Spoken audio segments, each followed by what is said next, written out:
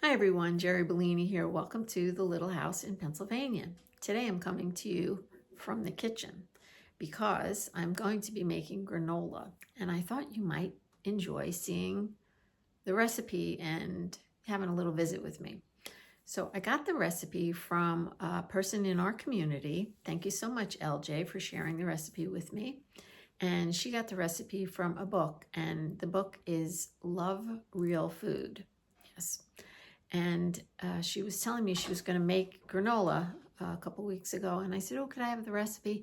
I've never actually made a really amazing granola and easy granola. This one is both easy and amazing. So I thought I'd turn the camera on. We'd make the granola together. However, a couple of howevers. I'm going to put the recipe below in the little box. I'll type it out in case you don't hear everything I'm saying during the video. But I made the video already. I cooked the granola already, and I forgot to put my pearls on. So if you're wondering what the heck is she talking about, during Christmas I made an apple pie, and I put pearls on, and I said, if you're going to cook in the kitchen, you need to, wear your pearls. So I thought I would at least do it for the introduction. The pearls are going to come off in a minute, and we're going to make granola. So I hope you enjoy it. And I do mention another recipe, butterscotch pudding, I call it, and I'll tell you a little bit about it in the video. If you're interested in a recipe for that, let me know, and the next time I make it, I'll turn the camera on for that too. All right, let's get started. All right, so if I feel like you can't see what I'm doing, I'll just hold everything up.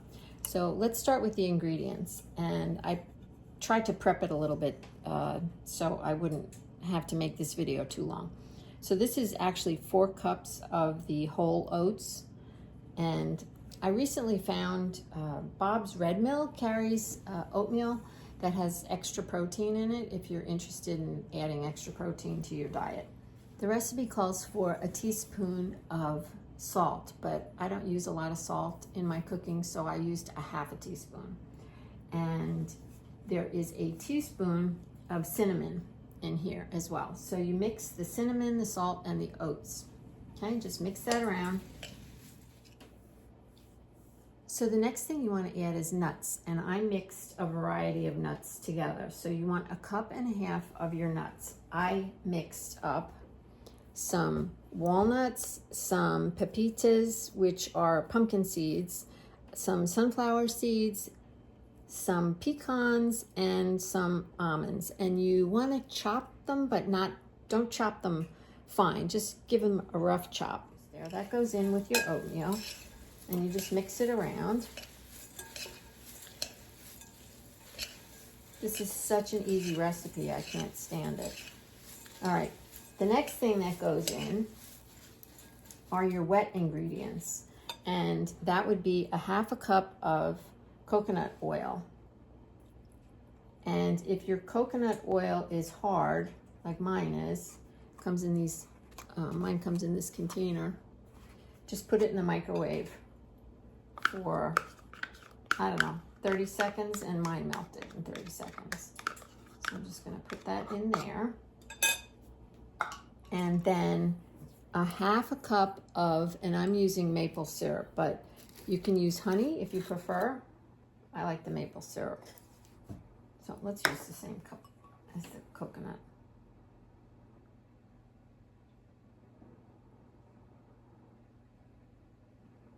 And just kind of dump that in there. Okay, and the last ingredient is a teaspoon of vanilla.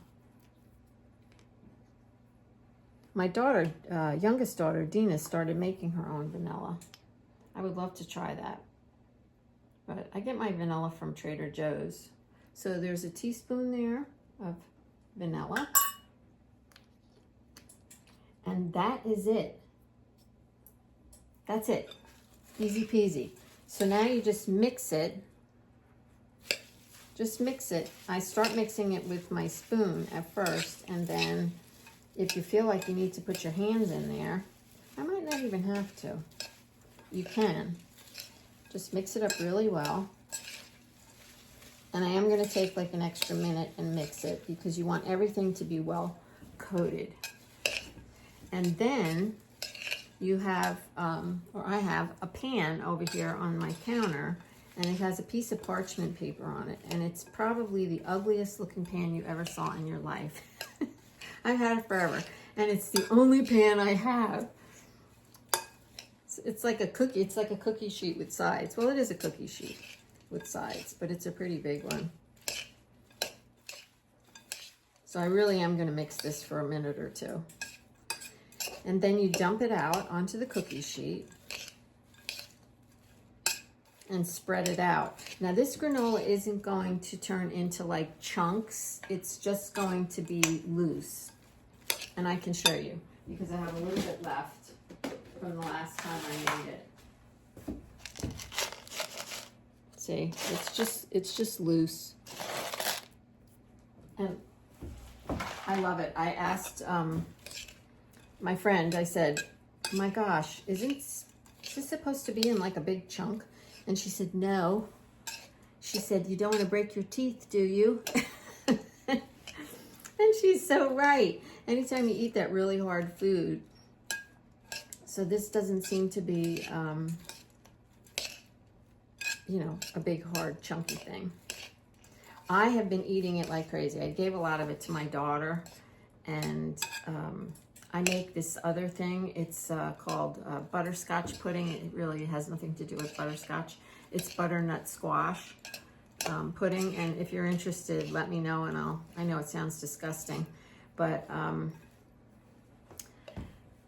it's butternut squash. It's got kudzu, I think you pronounce it, and agar in it. Is supposed to be very healthy for you. It cleans out the toxins in your body. And my holistic person put me on it, or gave me the recipe a couple of years ago, and I love it. It really helps my my reflux, my throat, when it's really sore. And anyway, why am I telling you that? Because I put this on top of that, and it is so delicious. Oh my gosh, and I have it for breakfast. And sometimes I have it for dessert.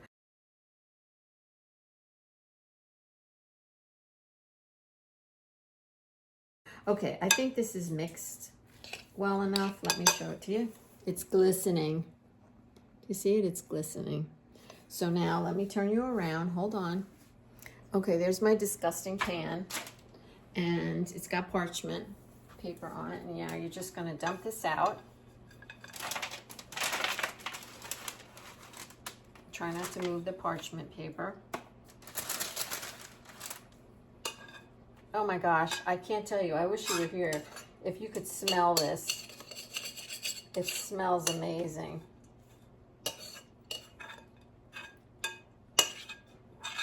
Okay, I'm not used to videoing in the kitchen. I want to make sure you can see me. And I want to get every last little nut. Get it on here. Okay, so now you just spread it out. See, I didn't even have to use my hands. Just as evenly as you can. It's not really a big deal. And then you're going to cook it in the oven, which my oven is baking. You heard the bing, I think, maybe. 350 for 21 to 23 minutes. And halfway through, so at about the 10-minute mark, you're going to open your oven and just stir it up. And don't worry about disrupting it, because like I said, it's going to be loose. It's not going to be like a bar. It's not a granola bar. Okay? And it really does cook in 20 minutes. Okay. Now I'm going to put it in the oven. There it is in the oven. And I'll come back and show it to you when I'm finished. Okay, I just gave it a mix, 10 minutes in, and now I'm gonna let it cook another 10 to 12 minutes. Okay, we are back at the granola, and I'm just holding my phone in my hand, but I just wanted to show you it is cool and it is crunchy. Yeah, So now it's ready to go into a plastic container or a Ziploc bag and into your freezer. You might be wondering how to store this. So you can store it in a plastic container for 1 to 2 weeks, room temperature, or you can put it in a Ziploc bag and put it in the freezer for 3 months. Yeah, so it lasts a long time.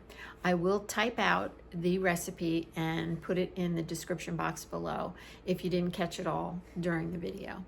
So I hope you enjoyed this, and I hope you love the granola as much as I do. And yeah, leave me a comment and let me know what you think. Thanks for watching. Just remember, keep moving, just play, no rules, and remember to be grateful for something each and every day. I'm always grateful for you. I'm so grateful for that yummy granola. And I'll see you again soon.